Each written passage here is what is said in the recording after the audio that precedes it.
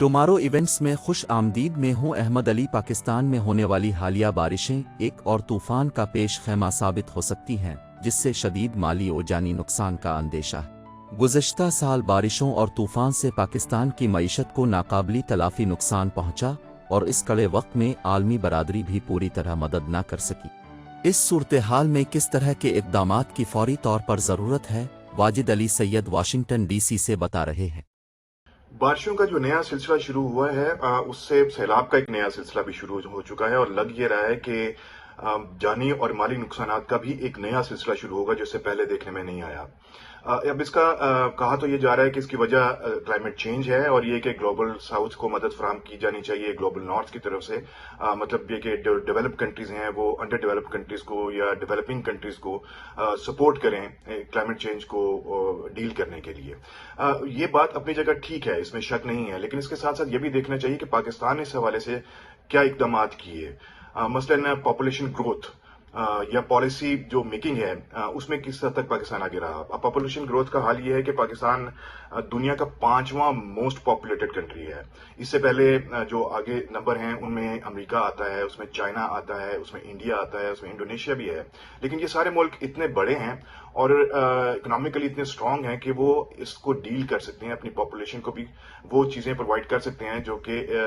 Country کے اس کو شہری کو چاہیے ہوتی ہیں۔ لیکن پاکستان کیا اس کا متحمل ہو سکتا ہے؟ کیا پاکستان کے پاس اتنے فائنینسز ہیں؟ کیا اس کے بجٹ کے اندر ایسی چیزیں ہوتی ہیں کہ وہ اپنی گروئنگ پاپولیشن کو کنٹرول کر سکے یا اس کو وہ سپورٹ پرووائڈ کر سکے جو کہ پرووائڈ کی جانی چاہیے؟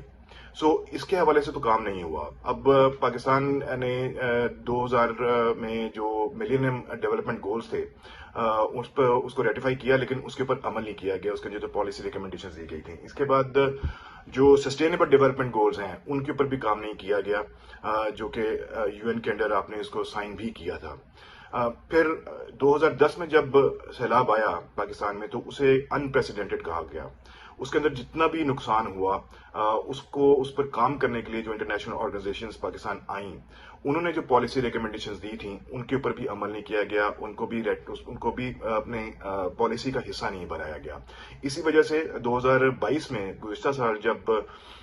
سیلاب آیا اور جو نقصانات ہوئے اس کو بھی انپریسیڈنٹڈ کہا گیا،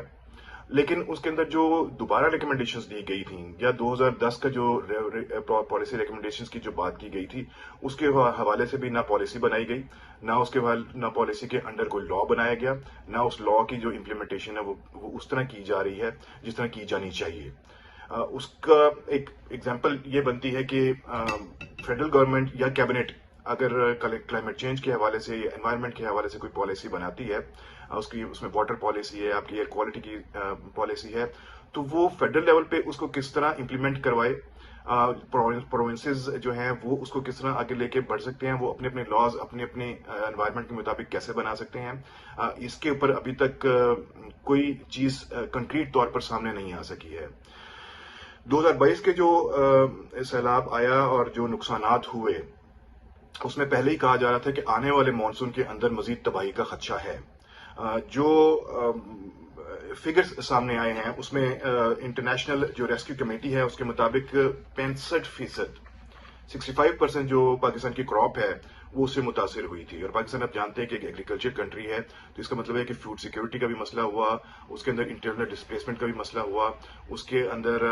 جو ٹرانسپورٹیشن اور کمیونیکیشن ہے اس کا بھی پرابلم ہوا۔ اسی طرح ہی فوڈ اور ایگریکلچر آرگنائزیشن نے کہا کہ 1.7 ملین ہیکٹر زرعی زمین متاثر ہوئی ہے اس سے، اور ساتھ ساتھ 8 لاکھ سے زائد جو لائف سٹاک ہے وہ اس کا خاتمہ ہو گیا۔ ورلڈ بینک نے جو اس بارے میں جو کامنٹ کیا تھا اس کے اندر ان کا یہ کہنا تھا کہ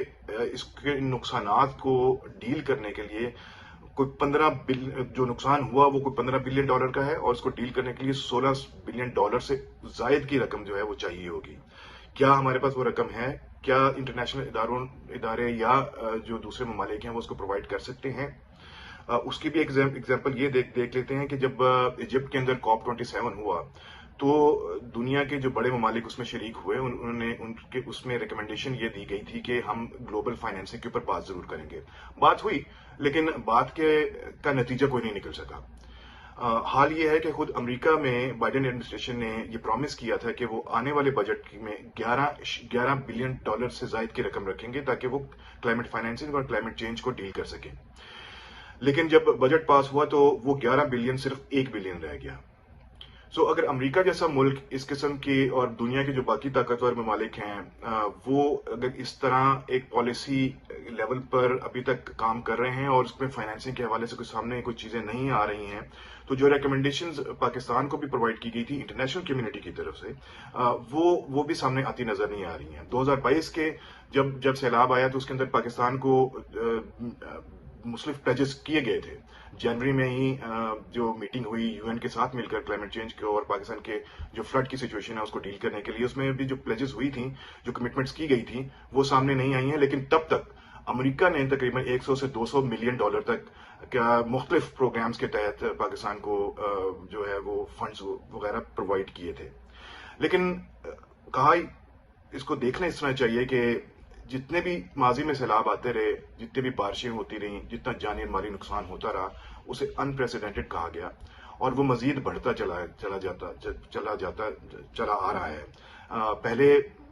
10 سال پہلے یہ ہوا تھا اب یہ تقریباً ہر سال اور لگ یہ رہا ہے کہ اب ہر 6 مہینے کے بعد اس قسم کی فلیش فلڈز اس قسم کی جو گلیشیئر کی میلٹ کرنے کا جو وہ ہے وہ زیادہ بڑھ جائے گا